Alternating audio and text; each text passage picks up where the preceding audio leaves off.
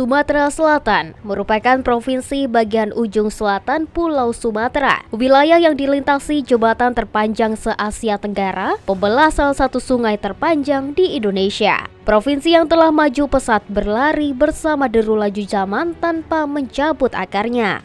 Provinsi yang memiliki gelombang air yang bersahabat, tanah yang kokoh, dan angin yang menari-nari.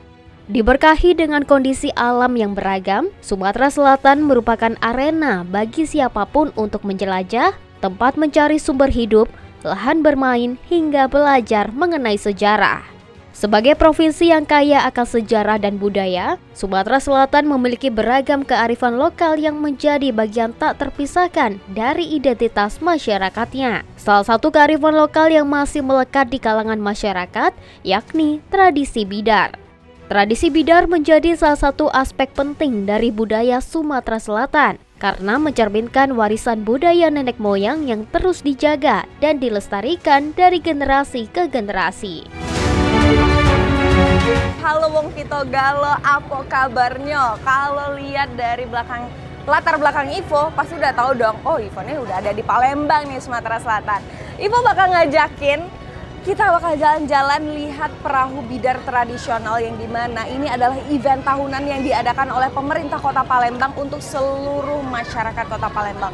Dan katanya bakal rame banget membludak.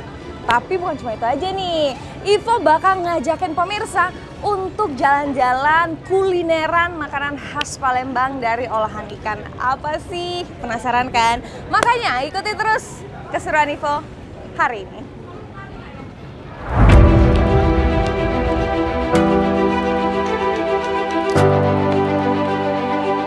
Tradisi lomba bidar yang berasal dari Palembang ini tidak muncul begitu saja. Namun ada cerita sejarah yang melatar belakanginya. Awal perlombaan perahu bidar bermula dari cerita masyarakat Palembang di zaman dulu tentang legenda Putri Dayang Merindu. Ia adalah seorang putri cantik jelita yang diperebutkan oleh dua orang pria. Menurut kisah, kedua pria tersebut mencintai Putri Dayang Merindu hingga akhirnya mereka menjadikan bidar sebagai perlombaan untuk memenangkan hati sang putri. Perlombaan itu pun ditonton seluruh masyarakat di Sungai Musi. Kedua pria itu menggunakan tenaga yang kuat untuk mencapai garis finish dalam waktu bersamaan. Hingga pada akhirnya dalam perlombaan bidar itu tidak ada yang menang karena dua pria tersebut ditemukan tak bernyawa di bawah bidar terbalik.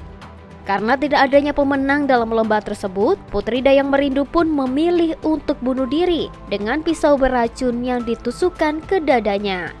Namun sebelum Putri Dayang Merindu bunuh diri, dirinya meminta setelah ia mati agar tubuhnya dibelah dua untuk dikuburkan bersama dua orang yang mencintainya. Dari kisah inilah perlombaan perahu bidar dilakukan secara turun-temurun sebagai warisan budaya leluhur masyarakat Kota Palembang. Bidar merupakan singkatan dari kata biduk lancar yang merupakan sebuah perahu patroli yang digunakan oleh askar atau tentara kerajaan untuk mengawasi daerah perairan-perairan Sungai Musi pada zaman Kerajaan Sriwijaya. Bidar sendiri diketahui sudah ada sejak zaman pemerintahan Belanda Ratu Wilhelmina. Perahu bidar pada masa Kerajaan Sriwijaya ini mengalami perkembangan seiring dengan berjalannya waktu dan perubahan zaman. Yang dulunya digunakan sebagai alat transportasi air untuk melakukan patroli, kini menjadi kegiatan olahraga air yang diperlombakan dan telah menjadi tradisi bagi masyarakat Sumatera Selatan.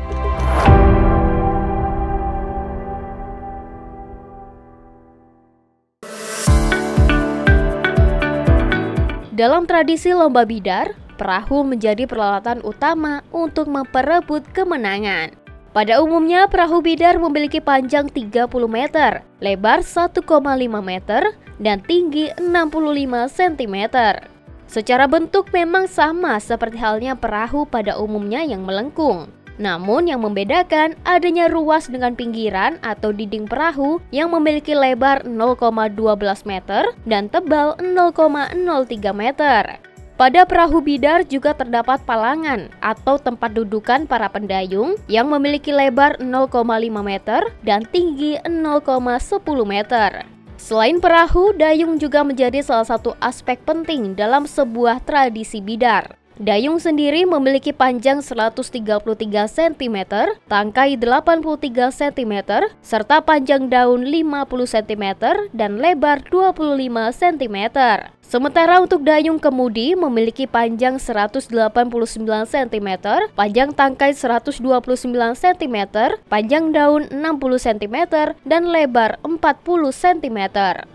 Namun dalam pembuatan perahu ini tidak berjalan lancar begitu saja. Terdapat beberapa tantangan yang harus dihadapi pengrajin perahu bidar. Salah satunya, terbatasnya kayu panjang di kota Palembang yang menjadi bahan utama dalam pembuatan perahu bidar. Hari ini, Ivo sekarang sudah ada di pameran perahu dan bidar tradisional Nusantara. Nah, di sini Ivo sudah janjian sama Pak Jaka selaku pengrajin perahu bidar. Kayaknya kalau udah lihat-lihat di mana? Oh, itu tuh Pak Jaka tuh. Yuk kita ikutin ya. Pak Jaka, assalamualaikum. Halo. Waalaikumsalam warahmatullahi wabarakatuh. Ya. Apa kabar, Pak? Alhamdulillah baik, sehat. Alhamdulillah ya. Nah, Pak Jaka, hari ini Ivo boleh dong tanya-tanya. Ini kan Pak Jaka ini selaku pengrajin dari perahu bidar ya. Betul. Pak Jaka, kalau ngomongin tentang perahu bidar, setiap tahun di Kota Palembang selalu ngadain lomba perahu bidar tradisional. Benar, ya kan? Nah, Pak Jaka boleh dong ceritain gimana sih cara pembuatan perahu bidar, terus bahan-bahannya ini sulit nggak sih dicari di Kota Palembang? Iya. Kalau untuk bahan perahu bidar untuk di Palembang ini sulit, Mbak, karena di Palembang ini nggak ada pohon kayu yang panjang. Betul. Jadi kita cari dulu ke hutan, nanti kita gesek kayunya, kita angkut ke Palembang, baru kita bikin perahu bidar. Jadi bukan bahan-bahannya bukan asli dari Kota Palembang nih? Bukan, dari kabupaten sebelah, kayak di Morenim, kayak di Batu Raja, kita cari bahannya. Oh, berarti bukan dari Kota Palembang, cuma tetap Sumatera Selatan. Betul, ya kan? betul. Dalam tradisi lomba bidar, kekompakan dan peran seorang jurumudi, pendayung, dan komponen lainnya menjadi kunci utama dalam menuju garis finish. Satu tim bidar biasanya terdiri dari 57 sampai 60 orang, yang terdiri dari penyumping, penyimbur, pendayung, penegak, tukang timbo, dan juru batu. Tim yang solid dan perahu yang prima menjadi kunci kemenangan dalam tradisi lomba bidar. Untuk melestarikan budaya leluhur, tradisi lomba bidar di Kota Palembang biasanya digelar oleh pemerintah setempat dalam rangka memperingati hari-hari besar, seperti memperingati Hari Kemerdekaan Indonesia dan Hari Jadi Kota Palembang. Di sisi lain, tradisi perlombaan bidar juga sering digelar oleh masyarakat Sumatera Selatan untuk memeriahkan acara pernikahan dan acara serupa lainnya. Di tahun ini, pemerintah melalui Dinas Pariwisata Kota Palembang menggelar tradisi lomba bidar selama 3 hari, yakni pada 29 hingga 31 Agustus 2024. Dan di tahun ini juga, tradisi bidar masuk dalam jajaran top 110 karisma event Nusantara tahun 2024. Dengan prestasi inilah membuat tradisi bidar semakin dilirik banyak orang. Boleh, silakan. Ya, makasih Mbak ya. Jadi pemirsa GPR TV, kita memang betul tadi tradisi bidar ini sudah lama. Betul. Dilakukan sejak zaman Kesultanan. Nah, tetapi kita berharap pelaksanaan event ini makin hari harus makin lebih baik. Dulu skupnya hanya lokalan lah. Jadi kita berharap ini bisa menjangkau seluruh masyarakat Indonesia. Kita juga berharap dikenal oleh dunia tradisi kita ini. Nah, itulah tahun ini alhamdulillah bidar ini masuk dari karisma event Nusantara. Tak hanya menjadi sebuah tradisi tahunan dan sebagai hiburan masyarakat, namun berlangsungnya tradisi lomba bidar ini juga mampu meningkatkan pendapatan daerah. Betapa tidak, pesta rakyat ini mampu menarik perhatian masyarakat Palembang hingga luar Palembang. Tak hanya kalangan usia lanjut, namun para generasi muda juga tertarik untuk melestarikan tradisi khas Sumatera Selatan. Karena memang ini event tahunan dan udah lama udah terjalan, tapi kita belum pernah nih kesempatan nonton. Dan kebetulan hari ini ada lagi, dan kita penasaran dan ternyata surprisingly rame dan seru banget acaranya. Kayak karena kan memang tujuan kami sini tuh sebenarnya pengen lihat bidarnya aja sih Kak, gitu. Karena kan memang ini untuk pertama kalinya nih lihat bidar, dan memang seantusias itu ternyata masyarakat Kota Palembang. Keren banget sih. Tradisi bidar tidak hanya sekedar balapan perahu semata saja, tetapi juga memiliki makna filosofis yang mendalam. Bentuk perahu yang memanjang dan ramping melambangkan kegigihan dan keuletan masyarakat Palembang. Sementara dayung yang digerakkan secara kompak melambangkan persatuan dan kerjasama. Nah pemirsa, setelah Ivo udah keliling-keliling lihat perahu bidar, ini waktunya makan siang karena udah mau jam 12 siang dan di Palembang panas banget. Tapi dengan sudah sampai Kota Palembang gak lengkap rasanya kalau nggak makan makanan khas Palembang, itu olahan ikan. Nah di sini tempatnya nih, ini rekomen banget pempek Mama Musi. Tuh kalau teman-teman Ivo bilangnya ke Palembang itu harus ke pempek Mama Musi. Ayo kita cobain aja, ada celimpungan, ada laksan, pempek, kita akan coba. Palembang memang menyimpan sejuta pesona. Tak hanya kaya akan keindahan alam dan budaya, kulinernya pun tak terbantahkan. Berkunjung ke kota ini tentu tak lengkap jika tak mencicipi kuliner khas Palembang yang tak bisa dipisahkan dari ikan. Ikan menjadi komoditas utama di Palembang karena daerahnya yang dilewati Sungai Musi. Di sisi lain, karena melimpahnya sumber daya alam di selatan Pulau Sumatera ini, maka tak heran jika masyarakat Palembang pun banyak yang mengolah ikan menjadi berbagai menu makanan. Kalau udah ngomongin kuliner Palembang, udah pasti nggak boleh ketinggalan untuk cobain laksan dan celimpungan. Salah satu warung di Palembang yang menjual kedua menu ini adalah warung pempek Mama Musi yang berada di Jalan R.E. Marta Dinata, Palembang. Wih, Mbak, pempeknya. Mbak, mau pesan? Boleh. Ini Mbak, mau pesan yang kalau lihat di Google itu Mbak, ada yang rekomen olahan ikan celimpungan. Iya ada. Ready kita ada celimpungan sama laksan. Nah laksan Ya, boleh boleh. laksan. Tapi Mau satu? pempeknya juga mau dong. Boleh, mau Goreng pempek ya. apa Mbak? Atau mau request campur biar bisa nyicip semua? Mau Mau sama ininya juga, lenggang. sama lenggang sama Lenggang kan ciri khasnya dipanggang. cukonya ada cukonya. Cuka ada. Celimpungan enak. satu. Pokoknya keluarin semua deh Mbak, saya lapar banget. Oke, siap. Berarti pempek campur juga ya? Oke, siap. Oke, ada lagi? Kayaknya udah dulu Udah deh. ini nanti- dulu. nanti Oke. kekenyangan.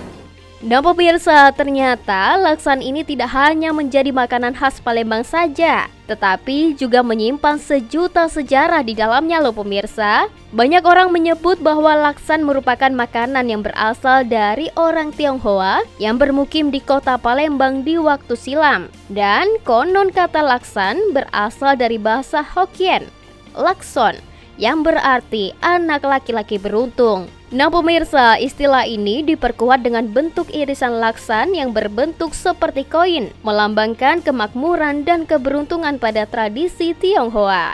Selain laksan yang mempunyai cerita di dalamnya, celimpungan juga ada cerita uniknya loh pemirsa. Dari segi nama, banyak masyarakat Palembang mengatakan bahwa kata celimpungan berasal dari cara pembuatannya, di mana olahan ikan dan sagu yang dibentuk seukuran bola pingpong ini dicemplungkan ke dalam air mendidih yang mengeluarkan suara plung. Jadi makanan ini akhirnya diberi nama celimpungan. Secara makna, orang Palembang mengartikan celimpungan sebagai simbol kemeriahan atau semangat yang menjadi lambang kegembiraan untuk melakukan aktivitas. Aduh udah gak sabar ya Allah, perut lapar banget. Kita cobain laksannya. Lembut banget kan?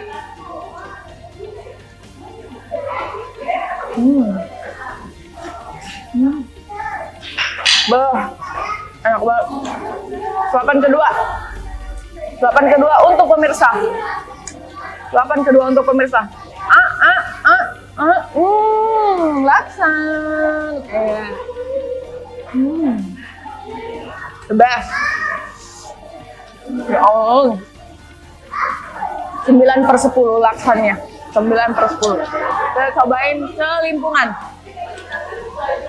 Celimpungannya di atasnya tuh pakai, oh dia tuh kayak lebih kriwil gitu nih. Dia kayak pempek, tapi ya karena memang olahan ikan ya. Tapi dia pakai kuah santan. Itu namanya celimpungan. Aduh. Kita coba nih celimpungan nih. Celimpungan.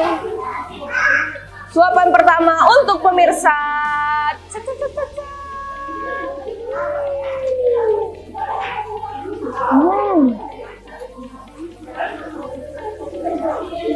Oh.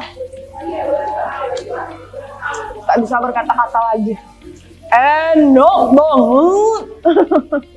Kelezatan serta keunikan laksan dan celimpungan tidak hanya meraih popularitas di Palembang saja, tetapi juga di berbagai daerah di Indonesia bahkan hingga mancanegara. Kedua makanan ini telah mendunia dan menjadi daya tarik utama bagi para wisatawan yang ingin mencicipi kekayaan kuliner Indonesia. Sebagai warisan kuliner Palembang yang tak terlupakan, laksan dan celimpungan tidak hanya berperan sebagai penyedia kelezatan, tetapi juga menjadi bagian dari budaya dan tradisi masyarakat Palembang. Kehadirannya dalam berbagai acara adat dan perayaan menciptakan ikatan emosional antara laksan dan celimpungan dengan masyarakat Palembang.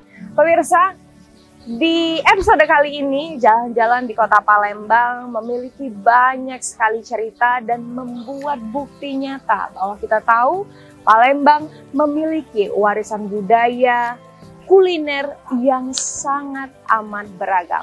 Tentunya kalau ada waktu harus banget ke Palembang merasakan bagaimana kehidupan masyarakat di sini yang menyatu dengan warisan budaya dan juga warisan kulinernya yang begitu unik. Terima kasih sudah menyaksikan. Saya Eva Imanda. Assalamualaikum.